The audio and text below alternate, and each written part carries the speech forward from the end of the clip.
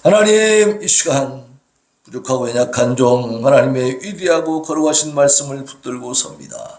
아버지여, 이 말씀이 선포될 때에 종은 감추어 주시고 오직 성령 하나님께서 친히 말씀하여 주셔서 우리 성도들의 신비에 새겨지고 아버지 그 뇌리에 새겨지고 그 마음에 감동이 되어서 이 말씀을 따라 순종하며 삶으로 말미암아 100배, 60배, 30배 놀라운 결실을 맺어 더 풍성하고 영화로운 삶으로 하나님과 함께하는 복된 인생이 되도록 하나님 함께 하시고 강하게 역사하여 주시옵소서. 예수님의 이름으로 기도하옵나이다.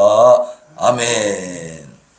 자, 인사합니다. 샬롬. 좌우로 앞뒤로 인사하겠습니다. 예, 감사합니다. 예. 어제도 이제 전도를 하다 보니까 한 분이 그런 얘기를 하더라고. 자기도 이제 신앙생활 오래 했었다고 하면서 지금은 쉬고 있는 거야. 그러면서 우리 교회가 뭐 성도가 얼마나 돼요? 이렇게 물어보더라고. 그래서 우리 교회는 좀 작은 교회다. 10명 남짓 된다. 그랬어요. 요즘 그렇게 작은 교회가 많대요. 그래요. 그래서 성도들이 많이 모이지 않는 시대예요. 지금은요. 옛날에 1980년대, 90년대 그때만 해도요. 어떤 얘기가 있었냐면 이 교회에 간판만 딱 세우면 십자가만 세우면 그냥 교회가 부흥되는 그런 때가 있었어. 그때는 어떻게 사람들이 그분들이 우리 선배들이죠. 우리 선배 신앙인들은 어떻게 생각했냐면 예를 들어서 큰 교회 권사님들이 있죠. 근데 교회를 가다 보니까 길가에 작은 교회가 하나 세워졌어. 개척교회야. 그러니까 큰 교회 권사님이 가다가 작은 교회가 있으면 거길 들어갑니다. 그래서 이게 생편을 봐. 성도가 별로 없을 거 아니에요. 작은 교회니까. 그러면 하나님이 이 교회에 내가 봉사하라고 나한테 지금 감동을 주신다. 사명을 주셨구나 생각하고 본교회에다 얘기하고요. 그 개척교회에 들어가서 신앙생활 하면서 전도해가지고 교회를 키웁니다. 그때는 그렇게 했어요. 권사님들이. 근데 지금은 어떻게 하냐? 지금도 가끔 권사님들이 작은 교회에 들어갑니다. 또 이렇게 만나요. 그럼 뭐라고 하냐면 나는 큰 교회 권사라 여기를 못 와요. 못 온다 그래. 그래서 미안하지만 내가 기도는 해드릴게요. 그래. 굉장히 많이 달라졌죠? 전에는 어떻게 했다고요? 큰 교회 권사님이 나와서 내가 이 교회에 들어와서 이 교회 부흥의 사명을 감당해야겠구나 하고 딱 들어오는데 지금은 어떻게 해요? 나는 큰 교회 권사이기 때문에 여기를 못 들어온대. 자, 가만히 생각해 보세요. 하나님의 뜻은 어디에 있을까요? 큰 교회 권사니까 작은 교회 못 가게 하는 게 하나님 뜻일까요? 큰 교회 권사니까 작은 교회 가서 그 교회 부흥을 위해서 사명 감당하는 것을 하나님이 기뻐하실까요? 네? 그러니까 보면은 옛날 한 30-40년 전에 신앙생활 했던 그분들이 똑바로 신앙생활 한 거예요. 그죠? 그래서 우리나라 이렇게 발전한 겁니다. 살만하게 된 거예요. 그런데 지금은 어때요? 거꾸로 가고 있잖아요. 그러니까 나라가 어지러워. 정신이 없어요. 네? 그래서 이 신앙인들이 정신을 바짝 차려야 됩니다. 그래서 우리는 작은 교회지만 하나님이 작은 교회에 관심이 더 많으신 것을 믿으시기 바랍니다. 여기에 모이는 사람들을 하나님은 더 깊이 사랑하십니다. 더 관심을 갖고 계시고. 그리고 이런 교회를 목회하고 있는 목회자에 대해서 하나님은 더 안쓰럽게 생각할 줄로 믿습니다. 우리가 자녀들도 마찬가지잖아요. 잘 살고 떵떵거리는 자녀들은 알아서 사니까 내비두지만 못 사는 자녀는 오히려 더 자꾸 신경 쓰이잖아요. 하나님 마음도 똑같은 거예요. 우리는 하나님의 사랑을 더 많이 받고 있는 것을 믿으시기 바랍니다. 감사하시기 바랍니다.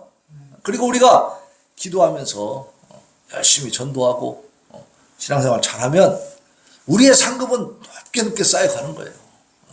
그리고 때가 되면 샘솟는 교회도 하나님께서 부흥시켜 줄 줄로 믿습니다. 근데 부흥이 다 좋은 건 아니에요. 여러분 가만히 생각해 보세요. 이 교회요 어떤 세력이 막 한 30명이 말이지 막 떠돌다가 착 들어왔어.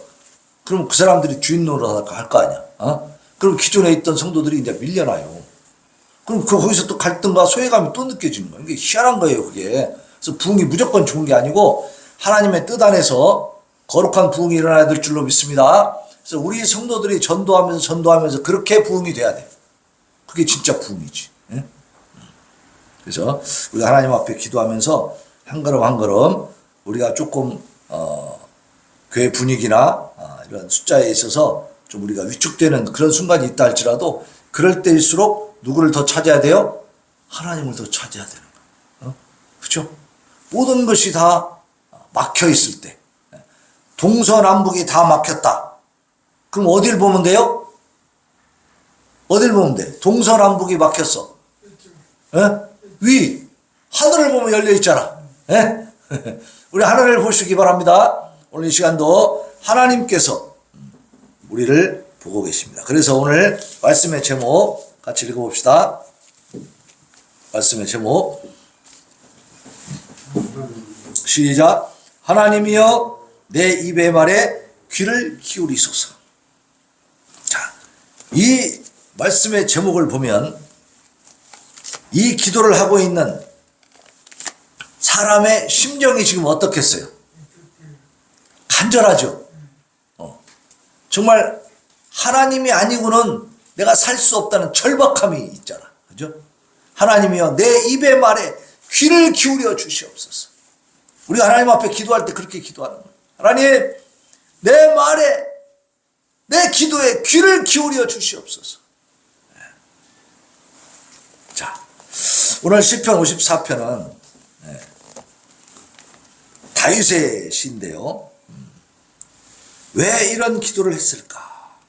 우리가 생각을 해보는 겁니다. 다윗이 왜 이런 기도를 했을까? 오늘 이 제목이 있는 구절이 2절이에요. 2절. 2절 같이 한번 읽어봅시다. 54편 2절 시작. 하나님이여 내 기도를 들으시며 내 입의 말에 귀를 기울이소서. 내 입의 말에 귀를 기울이소서. 내 기도를 들으시며 내 입의 말에 귀를 기울이소서. 정말 간절하고 절박한 기도를 지금 올리고 있는 거예요. 그러면 어떤 배경에서 그렇게 하고 있느냐? 54편 거기 제목 옆에 보면 파란 글씨 있죠? 그거 한번 같이 읽어봅시다. 시작. 다윗의 마스길 인도자를 따라 현악에 맞춘 노래. 10사람이 사울에게 이르러 말하기를 다윗이 우리가 있는 곳에 숨지 아니하였나이까 하던 때에 그랬어요. 그죠? 이게 무슨 말이냐면 10이라고 하는 지역이 있어. 광야 지역이 있는데 거기에 사는 사람들이 사울 왕에게 와가지고 다윗이 저기 숨어 있습니다 하고 이렇게 고자지를 때 그때 그 상황에서 다윗이 이 시를 지었다 그 말이야. 이 시편을 노래했다. 그러니까 그런 상황에서 다윗의 마음이 어떻겠어요? 절박할 수밖에 없지. 그러니까 하나님 앞에 내 입의 말에 귀를 기울여 주시옵소서 이렇게 기도하는 거예요. 하나님은 인격적인 분이시기 때문에 우리와 대화할 수 있는 분입니다. 그러니까 대화식으로 기도하시기 바랍니다. 대화식으로.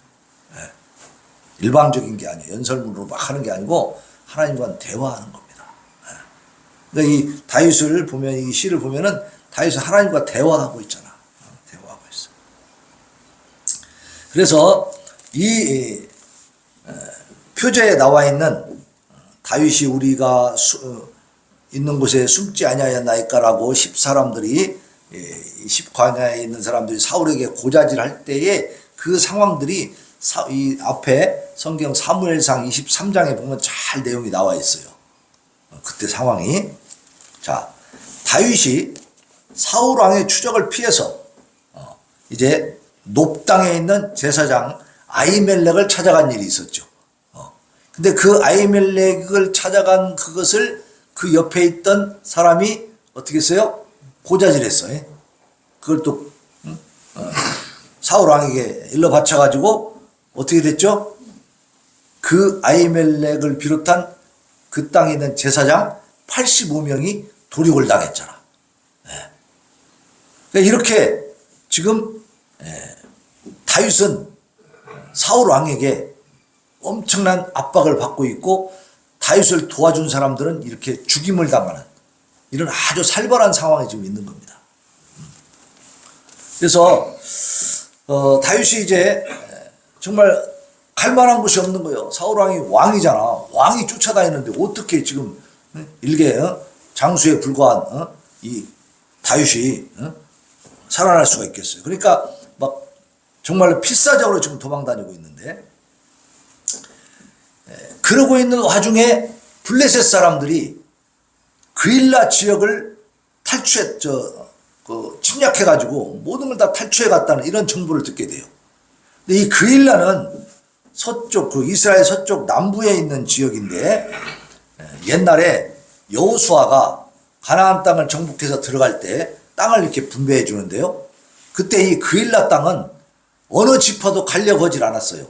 왜 그러냐면 그 땅은 바로 옆에 그 경계선에 블레셋 사람들이 살고 있었어. 그래서 이 블레셋이 항상 그일라를 침략을 합니다. 블레셋이 아주 굉장히 거칠은 사람들이었거든요. 상당히 그 군사력이 강한 그런 부족이었어. 그러니까 이 사람들이 그일라 지역하고 경계를 삼고 있으니까 계속 거기를 쳐들어와요. 그리고 그일라 지역은 이게 좀 험한 그 어떤 지형을 갖고 있어. 그러니까 거기 가서 살기가 고단해. 그러니까 잘 안 들어가려고 그랬어요. 사람들이. 땅을 준다고 해도 안 가려고 그래. 그런데 그때 그 유다 지파의 대표였던 갈렙이라고 하는 사람이 오늘 내가 85세로 돼. 여전히 강건하니 이 산지를 내게 주소서 그랬단 말이에요. 그러니까 유다 지파의 이 갈렙은 이 땅을 분배할 때요 나이가 85세였어. 그런데도 강건하다는 거예요 내가. 그러니까 그 그일라 지역, 그 위험한 지역에 우리 지파가 들어가겠다. 그래서 내가 지키겠다. 그래가지고 유다 지파가 그 그일라 지역을 분배를 받았습니다. 근데 다윗은 어느 지파냐? 유다 지파입니다. 그러니까 이 그일라 지역은 유다 지파의 지역이기 때문에 다윗에게는 고향과 같은 곳이죠. 그죠? 자기 족속이 살고 있는 곳이야. 그래서 애착이 있는 곳인데 거기를 블레셋 사람들이 쳐들어왔다 그러니까 때는 이때다. 내가 가서 이놈들을 물리쳐야 되겠다. 그리고 그일라 지역으로 갔습니다. 가가지고 블레셋하고 싸워서 다 물리치고 거기서 뺏긴 걸 다시 다 뺏어가지고 그일라 사람들한테 나눠줬어. 그리고 그일라 사람들이 생각할 때 이 다윗이 고마운 사람이에요? 기분 나쁜 사람이에요? 고마운 사람이죠.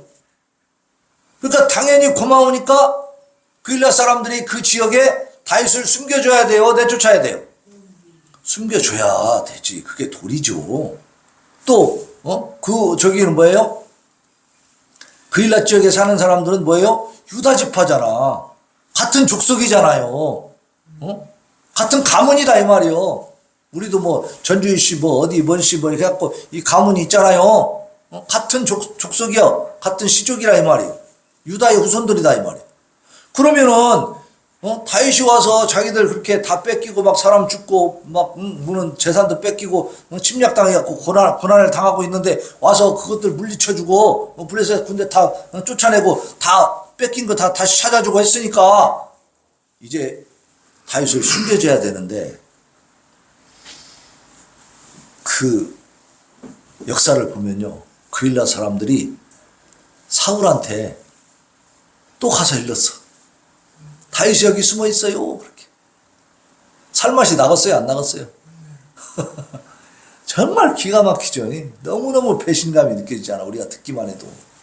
그러니까 그일라 지역에 다윗이 있을 수가 있겠어 없겠어? 없죠. 이제 거기서 또 도망칠 수밖에 없지. 그래가지고 또 힙광야라고 하는 대로 광야 지역으로 이제 도망갔어요. 근데 그 지역에 살고 있는 또 그 사람 힙광야의 사람들이 또 어떻게 해요? 또 사울한테 또 일러버리네. 그냥 갈 곳이 없고 배신감만 정말 배신만 당하고 하는 이런 참 절박하고 처량한 신세에 있는 이 다윗이 그러한 상황 속에서 이 시를 지었다고 말이에요.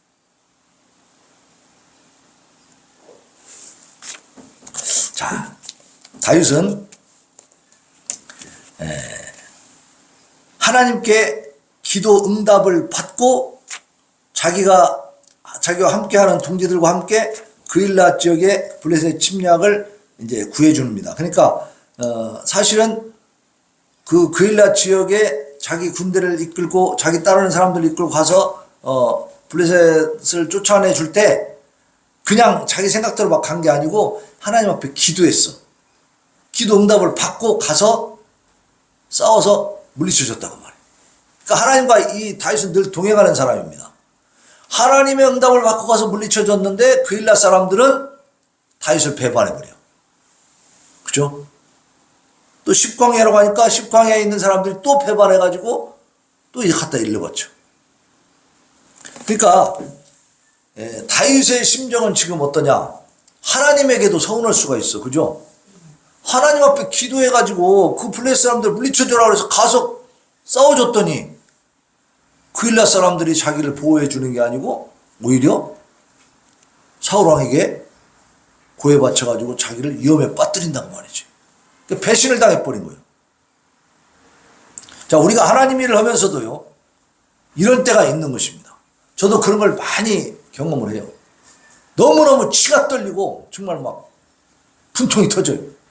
아, 인간이 이럴 수가 있나. 사람의 도리로 그럴 수가 없다. 제가 진짜 이런 성경의 내용들을 볼 때마다 제가 헤브론 교회 찾아준 것도 좀 생각해보면 기가 막힌 거예요. 2년 넘게 싸웠어요, 그거를. 제가 선두에 서가지고 재판 진행을 했는데, 재판은요, 이 민사재판은 그냥 되는 게 아니에요. 재판을 건 사람이 모든 자료를 준비해가지고 변호사한테 갖다 줘야 됩니다. 변호사가 자료 찾으러 다니지 않아요. 그냥 이 사람, 재판을 의뢰한 사람이 제공한 자료만 가지고 재판을 진행합니다. 그러니까 누가 더 유능해야 되냐면 재판 제기하고 사건을 의뢰한 사람이 유능해야 돼요. 그리고 저쪽보다 이쪽이 유능하냐 저쪽이 유능하냐 그 싸움이요. 변호사는 가져온 거 가지고만 해주는 거예요. 그러니까 그 많은 자료들을 누가 얼만큼 더 유능하게 갖다 주느냐, 그게 이제 관건이 되는 거거든요. 저는 2년 동안 그 자료를 모아서 정말로 변호사가 놀랄 정도로 그렇게 자료를 만들어서 갖다 줬어요.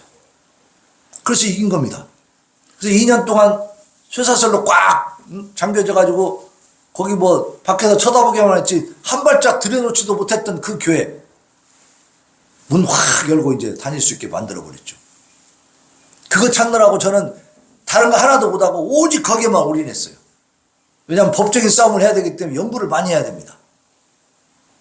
하루 이틀도 아니고 2년 넘도록 했다고. 2년 넘도록. 예? 그러니까 1심, 2심, 3심 대법원까지 올라간 거예요. 대법원까지. 예? 그 재판이 오직 힘듭니까? 이 민사재판은 굉장히 힘든 거거든요. 그거를 제가 앞장서서 다 그 변호사하고 상의하면서 자료 수집해가지고 법적인 과정을 전부 밟았고 또 9개월 동안 뺏어간 그 교회 앞에 가서 같이 막 데모하고, 예? 그렇게 해서 찾았어요. 근데 어떻게 됐어요? 그 교인들이 이영문 목사 싫습니다 이래가지고 나온 거예요. 제가 뭐가 싫은지 모르겠어. 지금 생각해봐도 제가 그 교회에 피해준 거 아무것도 없어. 찾아준 거밖에 없어요. 가서 또 싹 고쳐놨어. 막 전부 다 그냥 페인트도 다 난리가 났고 그냥 막 십자가도 다 불도 안 들어오서 십자가 다 불 들어오게 해놓고 사택도 가보니까 그냥 형편없어요. 살 수가 없어. 막 다 녹슬고 막 그 보일러도 다 썩어가지고 막 쓰지도 못하게 생기고 전부 갈아치우고 말이지.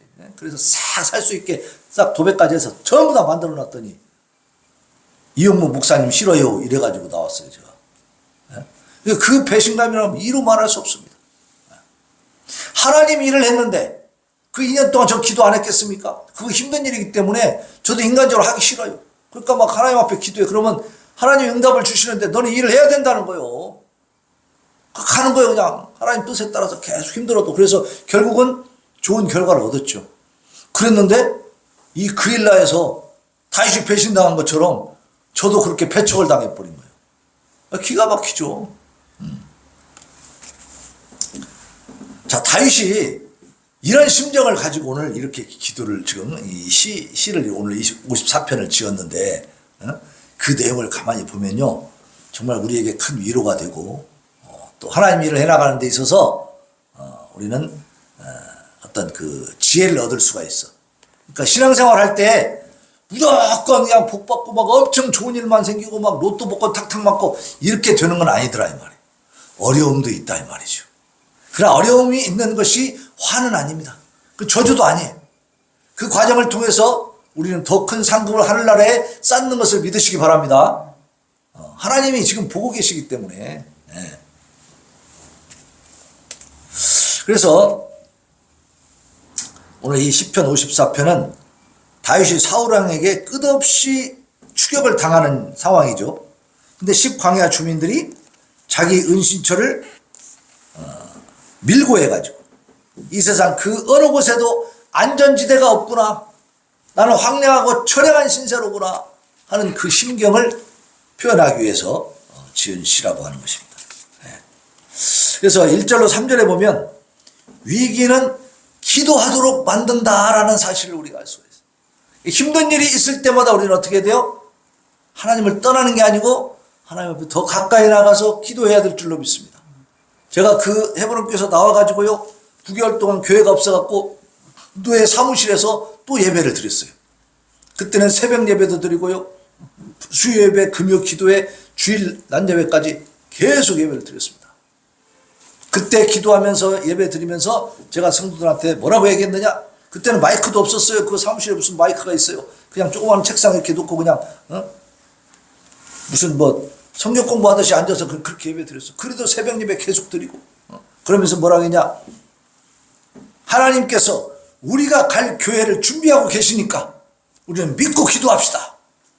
그렇게 했어요. 그래서 9개월 동안 게 어디서 뭐가 있는지도 모르는 상태야. 근데 9개월 정도 딱 되니까 노예에서도 이제 교회당을 한번 찾아보세요. 그래가지고 제가 인터넷 들어가서 쫙 보니까 이 교회 자리가 나왔더라고. 그래서 한번 만납시다 하고 왔어요. 밑에서 딱 볼 때는 아이고 이게 또 뭐 3층까지 올라가고 그러니까 계단 올라올 때 여기를 진짜 어디 해야 되나 생각했는데 문 열고 들어오니까 어때요? 이 밑에하고는 딴판이지. 여기 널찍하잖아요. 올라올 때 그 계단에 비해서 그죠? 그래서 아 여기 괜찮다 싶은데 이런 이 뭐 에어컨이나 저 안에 냉장고나 뭐 저 뒤에 난로 이게 지금 그대로 있던 거예요. 이게 커튼이고 뭐고 이게 기도원 하던 자리라 이런 것들이 그대로 다 있더라고 이렇게. 근데 이걸 다 준다는 거예요. 그냥 가져가지 않고 자기들이. 사실은 가져갈 수 이게 의자만 없었어요. 의자는 우리가 했는데 의자 놓고 방석이 있었고 전부 이렇게 돼 있는 거예요. 다 갖춰져 있는 거예요. 저 안에 목양실 안에도 테이블이요 2개 3개 있어요. 그 기도원 원장 했던 그 목사님이 뭐라 하냐면 목사님 다 드릴게요 그런 거예요. 그래서 이걸 얼마를 드려야 됩니까? 그럼 이 집계에 대해서 돈을 얼마 줘야 될 거 아니에요 우리가. 얼마 줘야 됩니까? 했더니 그냥 알아서 주세요 그러더라니까. 성의 표시만 해주세요 그래요. 그 이제 저는 100만 원 주려고 했더니 그때 당시에 좀 형편이 어려우니까 우리 사모님이 50만 원만 줍시다 막 그래가지고 50만 원 주고 이 집기를 다 우리가 받은 거예요. 물론 이제 앰프나 이런 건 이제 새로 했지만 이런 건 새로 했어요. 요거하고 이제 앰프나 이런 건 새로 했는데 이 강대상, 의자, 저 에어컨, 저 그 주방에 들어가면 냉장고, 그거 공짜죠. 저 뒤에 난로, 엄청나죠. 예, 에어컨도 비싸지. 예, 저 냉장고도 아주 성능이 좋잖아요. 지금도 새 거야. 그러니까 이러한 그리고 이런 그 인테리어를 다 이렇게 좀 해놓은 상태예요. 그냥 우리가 그냥 쓰는 거예요. 우리가 다 한 게 아니고 다 돼 있었어. 이제 꽃 같은 거 우리가 했지만은. 그분은 어디로 가니라고? 서울 이제 그쪽에 이분이 2군데를 했었어요. 2군데 하다가 거기가 이제 더 중요하다. 이쪽 2군데 하기 힘들다 해가지고 이제 내놓은 거예요. 자, 그 기도를 그 노예 사무실에서 정말 교회 같지 않은 교회에서 교회가 아니지 사무실에서 그렇게 예배를 우리 이창호 장로님이 계속 드렸잖아 같이. 계속 그렇게 했는데 그때 당시에 무슨 희망이 있었겠냐고 보이지도 않지. 교회가 있는지 없는지도 모르는 상태. 근데도 우리는 어떤 믿음을 가졌냐면 하나님께서 준비하고 계신다. 왜? 내가 하나님 앞에 죄 지은 게 없어. 아니 물론 뭐 죄 많은 사람이지만 그러나 결정적으로 내가 목회하는 과정에서 하나님 앞에 징계를 받아야 될 정도로 큰 죄를 지은 것은 없다 이 말. 헤브론교회 찾아놓은 것밖에 없어. 그게 무슨 죄야? 빼앗긴 교회를 다시 세워서 열어놨잖아요. 그것밖에 없는 거야. 근데 거기서 배척당하고 나왔잖아. 그러니까 굉장히 그 당시에 마음이 힘들었죠, 제가. 그 힘든 마음이 오늘 다윗의 마음이다, 그 말이에요. 기가 막힌 거죠. 그러면서도 다윗은 오늘 이렇게 기도하는 거예요. 그러니까 그 힘든 상황에서 제가 버틸 수 있었던 것은 우리 성도들하고 노예 사무실이지만 계속 가서 기도하고 예배드린 거예요. 하나님을 의지하기 때문에 견딜 수 있었던 것이죠. 그러면서 그 하나님을 의지하고 기도하다 보니까 뭐가 생기냐면 소망이 생겨. 확신이 생겨. 하나님이 도와주신다는. 그래서 여기 와서 보고 그냥 놀래버렸어요. 그래갖고 우리 김경순 권사님도 그때 같이 막 그 노예 사무실에서 예배드렸는데 여기 와서 가서 봅시다 하고 딱 와서 보더니 너무 좋아하는 거예요. 야, 하나님이 준비하셨구나. 알게 된 거죠. 네. 그러니까 하나님이 앞에 기도하면서 우리가 예배드리면서 내 입에서 나온 그 예언이 이루어졌어, 안 이루어졌어? 이루어진 겁니다, 이게. 놀랍게 이루어진 거죠. 그러니까 인터넷 들어가서 이렇게 보는 것도 이렇게 여러 군데 볼 수가 있잖아요. 한 군데 받고 안 될 수가 있는데 한 방에 돼버렸다니까, 한 방에. 한 번 보고 딱 와서 그냥 한 방에 그냥 계약이 성사돼버리고 이 집기를 다 그냥 받았어. 그러니까, 예, 그러니까 이게 하나님의 역사지 그냥 저절로 사람의 힘으로 되는 거냐, 이 말. 내가 여기 기도원 원장 목사님을 내가 아는 사람도 아니고, 또 내가 만나서 무슨, 제발 좀 그렇게 해주세요. 이렇게 하는 사람도 아니고, 알아서 탁탁탁.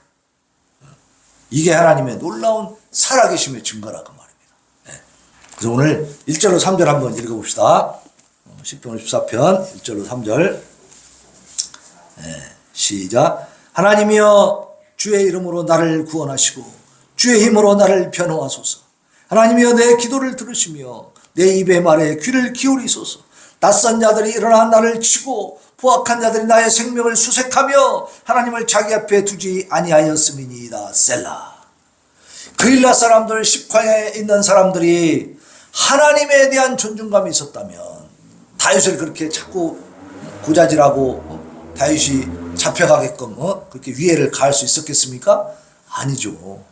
그 사람들 하나님을 앞에 두지 않은 사람들이야. 하나님을 무시하는 사람들이라고. 그러니까 다윗이 하나님 앞에 기도하는 겁니다. 하나님이여 주의 이름으로 나를 구원하시고 주의 힘으로 나를 변호하소서. 억울하잖아요, 다윗이. 그죠? 그일라를 그렇게 죽음에서 구해줬는데 그렇게 배척하니까 자기를 배신하니까 얼마나 억울합니까?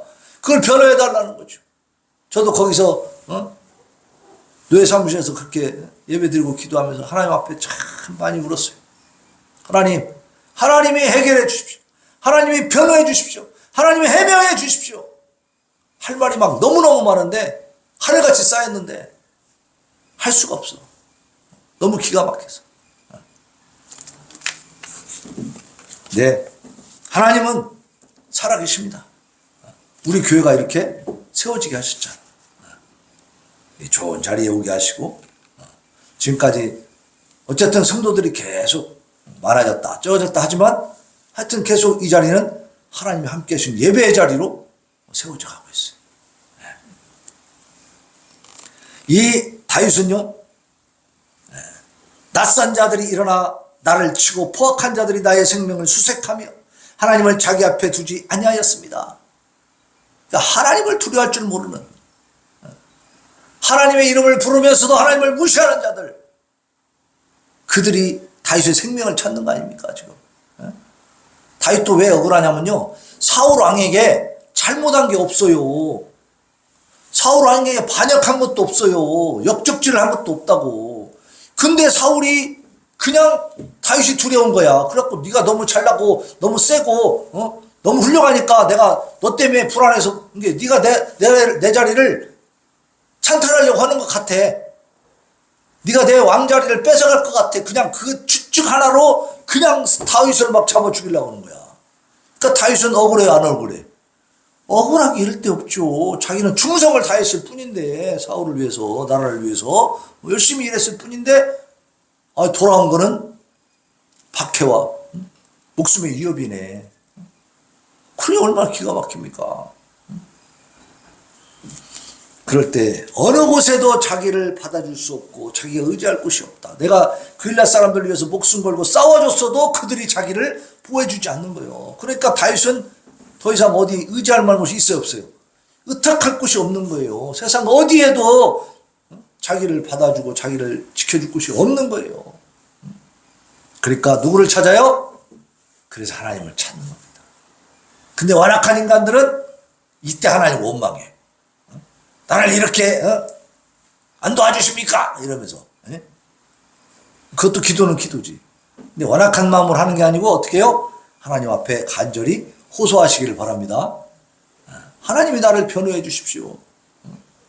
저 낯선 자들, 저 포악한 자들이 내 생명을 수색합니다. 내 생명을 찾아 죽이려고 막 찾아 헤맨다 이 말이에요. 이런 상황에서 제가 어떻게 해야 됩니까? 하나님이 도와주세요. 그래서 이렇게 기도하다 보니까 하나님이 영감을 주십니다. 4절 보겠습니다. 4절. 4절 같이 읽습니다. 시작. 하나님은 나를 돕는 이시며 주께서는 내 생명을 붙들어 주시는 이시니이다. 자, 하나님이 어떤 분이냐? 나를 도와주시는 분이라는 사실을 깨닫게 되는 겁니다. 세상 누구도 나를 도와주지 않지만 하나님은 나를 도와주신다. 그래서 로마서 8장 31절에 보면 만일 하나님이 우리를 위하시면 누가 우리를 대적하리요? 그랬어요. 그러니까 하나님이 우리를 위해 주신다면 세상 모든 사람들이 나를 대적해서 달려든다 할지라도 내가 이길 수 있다 없다? 이길 수 있다는 겁니다. 그래서 영적인 싸움을 말하는 겁니다. 육적으로 이긴다는 게 아니고 영적인 싸움에서 이길 수 있다. 다윗은 하나님이 나를 도와주신다는 사실, 그리고 그 하나님이 내 생명을 붙들어 주신다는 사실. 그래서 이 땅에서 내 육신의 목숨이 끊어진다 할지라도 어때요? 내 영적 생명은 어때요? 하나님이 영원한 하나님 나라로 이끌어 주시기 때문에 하나님이 내 생명을 지켜주시는 거죠. 그래서 우리가요, 기도하다 보면 하나님을 의지하면 되겠구나 하는 깨달음을 주신 줄로 믿으시기 바랍니다. 그러니까 제가 그 9개월 동안 참 교회 같지 않은 교회, 그 사무실에서 예배 드릴 때 마음이 어땠겠어요? 너무 괴롭죠. 근데 기도하다 보니까 이런 영광을 하나님 주시는 거야. 아, 네가 목회할 교회는 내가 준비하고 있다. 나를 도와주신다는 거죠. 하나님이 나를 지켜주시고 하나님이 샘솟는 교회를 버리지 않는다. 그리고 이런 하나님의 도우심에 대한 확신은 구원을 예상하게 합니다. 구원. 5절에 보면 5절 한번 보세요. 주께서는 내 원수에게 악으로 갚으시리니 주의 성실하심으로 그들을 멸하소서. 자, 악한 자들이 계속 이 다윗의 생명을 노리고 막 쫓아오잖아요. 그들을 하나님이 물리쳐 주지 않으면 다윗이 죽게 생겼잖아. 그러니까 하나님이 어떻게 하신다? 원수에게 악으로 갚으신다. 주의 성실하심으로 그들을 멸하소서. 근데 여기서 다윗은 지금 자기 원수들을 하나님이 물리쳐 완전히 그냥 멸해달라고 지금 기도하고 있는데, 이것은요 사적인 감정에 의한 것이 아니고 하나님의 공의와 정의를 이루어 달라는 기도입니다.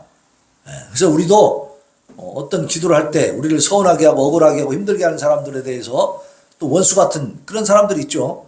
그들을 대항해서 막 적대감을 가지고 기도할 때에 그 사적인 감정을 가지고 기도하면은 그 부분에 대해서는 우리가 회개를 해야 됩니다. 사적인 감정을 없애달라고 하고, 무엇 때문에 기도를 해야 되냐면 하나님의 공의와 정의가 지금 이렇게 흐려져 있으니까, 그것이 이렇게 뒤틀려 있으니까 바로 잡아달라고 그렇게 기도하는 거예요. 그러니까 지금 다윗은 사울 왕이 쫓는 그 대적들에 의해서 쫓겨다니고 그들에게 잡혀 죽어야 될 이유가 하나도 없는 사람이에요. 그건 잘못된 거예요. 그들이 불의한 일을 저지르고 있는 겁니다. 다윗은 그런 죄를 지은 적이 없기 때문에. 그렇기 때문에 하나님의 공의와 정의가 이스라엘 나라에 바로 세워져야 된다는 거예요. 그래서 그 원수들이 함부로 날뛰지 못하도록 막아달라고 하는 것이죠. 그러니까 이 대한민국에서도 하나님의 공의와 정의를 침범하는 자들, 그것을 공격하고 왜곡시키고 막 타락시키는, 정의를 흐려버리는 이런 세력들은 하나님 막아주셔야지, 그죠? 그래야 나라가 제대로 세워질 거 아닙니까? 마찬가지예요. 우리 삶의 개인적인 삶 속에서도 여러 가지 그 감정이 생길 수 있는데, 그럴 때도 우리는 사적인 감정을 가지고 대해서는 안 된다는 거예요. 원수를 사랑하라고 하셨으니까. 그 대신 하나님의 공의와 정의가 이루어지도록 하기 위한 기도는 해야 되는 겁니다. 우리도 또 생각을 그렇게 할 수 있기를 바랍니다. 이게 한 차원 높이는 거죠. 하나님의 차원으로 높이는 거예요. 인간의 감정을 하나님의 생각으로 바꿔가는 겁니다. 네. 그리고 그렇게 하나님께서 반드시 공의와 정의를 이루어 가실 것이기 때문에 그 구원에 대해서 내가 구원받게 되는 거죠. 그렇게 되면 우리는 감사를 하게 된다고 말이에요. 네. 그래서 6절에 가면 그것을 바로 표현해 주고 있어요. 내가 낙헌제로 주께 제사하리이다. 여호와여 주의 이름에 감사하오리니 주의 이름이 선하심이니이다. 낙헌제로 주께 제사한다 그랬어요. 이 낙헌제라고 하는 것은 화목제 제사인데 자원에서 즐겁게 드리는 제사를 낙헌제라고 합니다.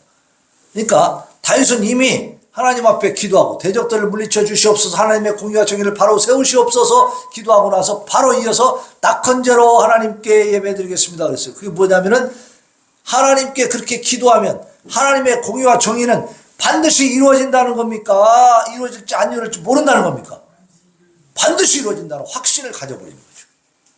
그러니까 우리가 하나님의 뜻에 합당한 기도를 하게 되면 하나님이 반드시 이루신다는 사실을 믿으시기 바랍니다.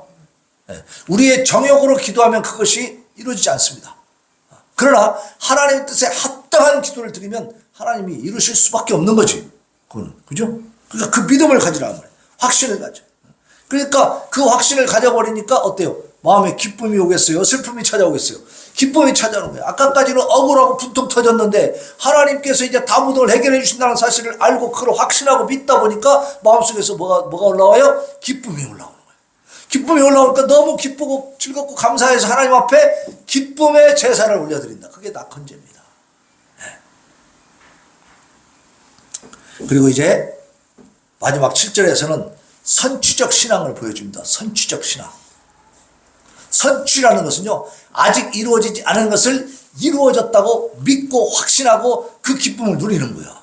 그게 선취적 신앙이에요. 자, 7절 보세요. 7절 같이 읽습니다. 7절은 시작. 참으로 주께서는 모든 환난에서 나를 건지시고 내 원수가 보응받는 것을 내 눈이 똑똑히 보게 하셨나이다 그랬어요. 네. 다윗은 여기서 대적들이 쇠퇴할 것을 명확하게 말하고 있는 거예요. 현재는 쫓기는 신세고 어디 의지할 곳이 하나도 없는 그런 철회한 신세지만 그런 하나님 앞에 기도하다 보니까 어때요? 이 원수들을 하나님이 물리쳐 주신다는 사실을 확실히 믿게 되는 거예요. 그래서 뭐라 그래요? 모든 환난에서 나를 건지시고 내 원수가 보응받는 것을 내 눈으로 똑똑히 보게 하셨나이다. 그래서 아직 이루어지지도 않았는데 이미 보게 하셨다고 과거형으로 말하고 있어요. 이것은 내 믿음의 눈으로 이미 보고 있다는 뜻입니다. 아직 현실적으로 이루어지지 않았지만 내 믿음 속에서는 이루어졌다는 거예요. 자, 히브리서 11장 1절로 3절에 보면 믿음에 대해서 나와. 믿음이 뭔지. 믿음은 바라는 것들의 실상이라. 그러니까 다윗이 지금 바라는 건 뭐예요? 자기가 이 원수들로부터 벗어나는 거죠. 저 원수들이 다 멸해지는 거예요. 파여지는 거예요. 그게 바라는 건데 그 바라는 것들의 뭐라고요? 실상은 실제로 있는 거죠. 그러니까 내 원수가 보응받는 것을 내 눈으로 똑똑히 보게 하셨나이다. 그러니까 이미 원수가 다 괴멸된 것이 보이는 거예요. 다윗의 눈에는 보이는 거예요. 어떤 눈으로 봤어요? 믿음의 눈으로. 우리도 이렇게 믿음의 눈으로 볼 수 있기를 바랍니다. 믿음으로 보면 이루어지지 않은 것이 이미 이루어진 것이 라는 사실을 우리가 볼 수 있게 돼요. 그것을 느낄 수 있게 되는 거예요. 보이지 않는 것들의 증거니 선진들이 이로써 증거를 얻었느니라. 믿음으로 모든 세계가 하나님의 말씀으로 지어진 줄을 우리가 아나니 보이는 것은 나타나는 것으로 말미암아 된 것이 아니다. 눈에 보이는 모든 것들은 나타난 것, 눈에 보이는 것으로 만들어진 게 아니다는 거예요. 자, 하나님이 눈에 보입니까? 안 보입니까? 하나님 눈에 안 보이죠. 안 보이는 그 하나님으로부터 보이는 것들이 나타났다는 거예요. 이것이 만들어졌다는 얘기예요. 하나님의 창조 역사를 얘기하고 있는 겁니다. 이 창조 역사는 무엇으로 할 수 있다? 믿음으로 할 수 있다. 하나님의 창조의 그 놀라운 엄청난 역사를 우리가 가서 과거로 돌아가서 눈으로 보면서 알 수가 있습니까? 안 되죠. 성경을 보면 나와 있잖아. 그죠? 그 당시 상황이. 그럼 성경을 통해서 우리는 믿고 알게 되는 것이죠. 믿음의 눈으로 보면 그게 보이고 이걸 믿지 않으면 보여 안 보여? 안 보이는 겁니다. 네. 자, 본시 시편 54편은 다윗의 비탄시 중에 하나입니다. 다윗의 비탄시는 시편 안에 무려 27편이나 있어요. 다윗이 이런 비탄시를 많이 지었다라고 하는 것은 다윗의 생애가 평탄했다는 거예요. 험난했다는 거예요. 험난했다는 거죠. 그래서 다윗의 생애가 고난으로 점철된 그런 생애였음을 말해주고 있는 겁니다. 자, 우리는 다윗이 이스라엘의 왕이었기 때문에 40여 년간 왕 노릇을 했단 말이에요. 그러니까 호화찬란하게 영광스럽게 즐겁고 막 재밌게 그렇게 살았을 것 같은데 그런 상상을 할 수가 있죠. 왕이니까. 근데 그의 생애는 겉으로는 화려해 보였죠. 왕이니까 화려해 보였지만 실제로는 일생 동안 많은 고난들 속에서 살아간 그런 기간들이 있었습니다. 네. 그래서 오늘 이 시편 54편은 인간으로서 해결할 수 없는 극한 상황 속에서도 구원자이신 하나님을 믿는 사람이었죠. 이 사람은. 네? 하나님을 믿기 때문에 도망자의 신세인 상태에서도 원수의 멸망을 이미 보고 있는 거예요. 우리도 우리 눈에 지금 보이지 않지만 샘선교의 부흥을 믿음의 눈으로 보시기를 바랍니다. 때가 되면 하나님이 역사하실 것입니다. 왜? 샘선교회는 지금까지 한 번도 성도가 없어 본 적이 없어. 근데 어떤 교회들은요, 문 닫는 교회들을 보면 성도가 진짜 없는 겁니다. 1년 동안 성도가 하나도 없어. 그냥 자기 가족들만 예배를 드리는 거야. 가족들만 데리고 예배 드리는 게 얼마나 힘든지 아십니까? 우리 재혁이 예인이 우리 안사람 앉혀놓고 제가 설교한다고 해봐요. 설교가 되겠어요? 정말 안 됩니다. 진짜 힘들어요. 가족들이기 때문에 더 힘들더라고, 그게.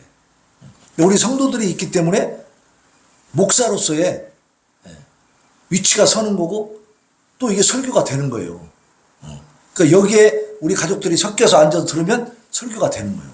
근데 성도가 하나도 없고 가족들만 앉아있으면 진짜 팍팍하고 힘들어요. 그리고 막 신경전이 왔다 갔다 해, 이제. 가족들만 있으면. 예? 그렇게 되는 거예요, 이게. 꼭 집에 앉아있는 거 똑같잖아요. 교회지만. 그러니까 어떻게 돼요? 유지가 힘들어, 교회가. 유지가 힘들어요. 예. 유지하기 힘든 겁니다. 서로 힘들어요. 그런데 이 샘선교회는 한 번도 성도가 없은 적이 없어요. 숫자가 적지만 많지만 항상 많고 적고 하면서 계속 하나님이 지켜오신 교회인 것을 믿으시기 바랍니다. 그러니까 제가 목회를 계속 하는 거예요.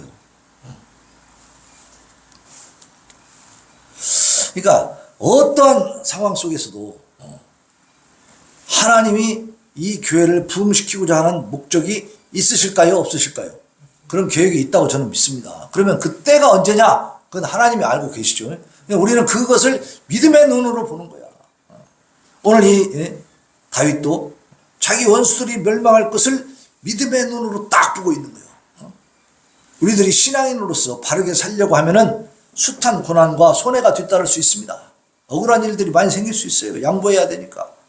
그래서 현실과 타협하면은 어느 한순간은 편하고 유익할 수도 있어요. 현실과 타협할 수도 있습니다. 그러나 그렇게 타협한 그 신자에게는 다윗과 같은 그런 깊은 영성은 있을 수가 없는 거죠. 현실과 타협해버리면. 그러니까 다윗의 영성이라고 하는 것은 고난과 손해를 감수하면서도 믿음을 굳건하게 지키는 겁니다. 그래서 다윗은요, 사울을 죽일 수 있는 기회가 있었지만 안 죽였습니다. 다윗은 사울을 죽일 수 있는 기회들이 있었음에도 불구하고 사울을 죽이지 않았어. 왜냐? 하나님이 하셔야 된다는 생각을 하는 거예요. 자기 손으로 하지 않고. 하나님의 역사를 기다린 겁니다. 그러니까 원수는 누가 갚나 그랬죠? 하나님이 갚으신다 했죠. 그러니까 하나님께 맡긴 거지. 자기가 갚지 않고. 기회가 왔지만 어떻게 보면 하나님의 테스트에 통과를 한 겁니다. 통과를. 네. 그래서 이러한 믿음을 갖고 있었던 이 다윗의 믿음은 수천 년 동안 인류에게 귀중한 유산으로 우리에게 전승되고 있고 오늘 이렇게 시편에도 기록이 되어 있는 거예요. 자, 그러면 우리는 어떻게 살아야 되겠습니까? 다윗이 믿음을 가지고 믿음의 눈으로 이미 이루어진 것을 보면서 감사했던 것처럼 어떤 어려운 환경 속에서도 하나님께서 나의 구원자 되시는 것을 확실히 믿을 수 있기를 바랍니다. 그래서 다윗처럼 선취적인 신앙을 가지고 믿음의 길에서 이기는 자가 되시기 바랍니다. 최후의 승자가 되시기 바랍니다. 내가 40여 년 동안 내가 신앙생활했어. 근데 지금은 안 나가. 그러면 이게 지금 이긴 자예요, 진 자예요? 졌습니다. 과거에 아무리 열심히 했어도요, 지금 현재 내가 하나님과 함께 하고 있지 않으면 그건 안 되는 겁니다. 과거가 다 필요가 없어. 지금 현재 이 순간이 중요한 거예요. 그럼 이 순간은 내일이면 또 과거가 되죠. 내일은 내일에 또 신앙이 있어야 되는 겁니다. 그래서 계속해서 이 신앙은 언제까지? 하나님 나라 가는 그 순간까지 유지하고 굳건하게 지켜가야 돼. 그래서 이긴 자가 되는 거예요. 네. 이긴 자만이 천국을 들어가고 구원받는 것입니다. 영원한 하나님 나라의 영광을 맛볼 수가 있는 거예요. 이기지 못하고 중간에 탈락해버리면 안 됩니다. 그거는. 그래서 우리 성도들은 이렇게 끝까지 최후의 승자들이 되는 그런 믿음의 이긴 자들, 진짜 복받은 영원한 하나님의 자녀들이 되시기를 예수님의 이름으로 축원합니다. 아멘. 자, 우리 363장 찬송 내가 깊은 곳에서 찬양하고 다짐과 결단의 기도 하나님 앞에 올려드립시다.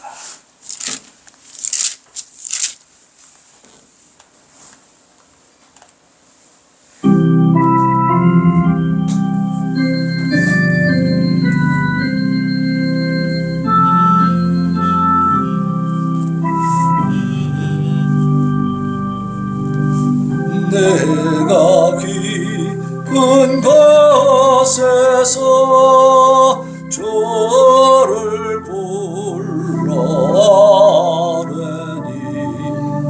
주여 나의 간구를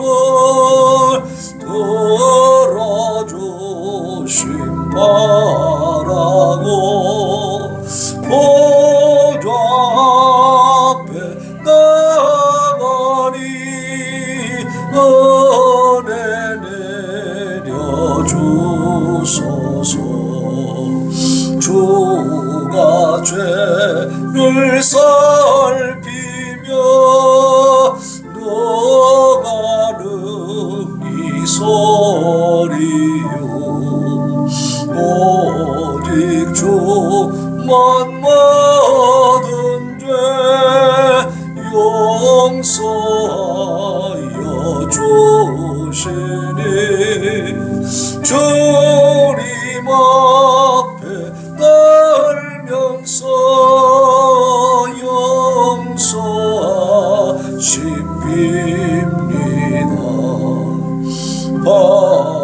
파수꾼이 새벽을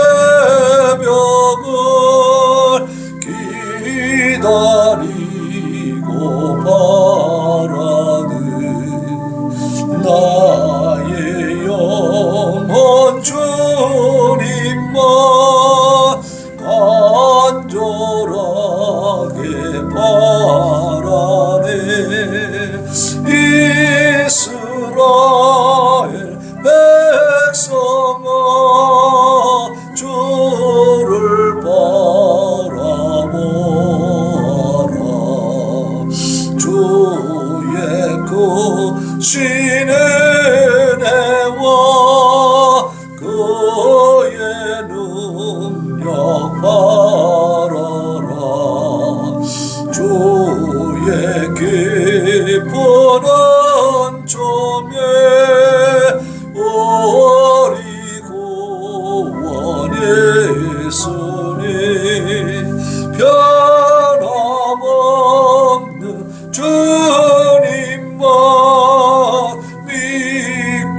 기다리. 이 시간에 우리 하나님 앞에 기도합니다. 우리 하나님은 내 입의 말에 귀를 기울이시는 분입니다.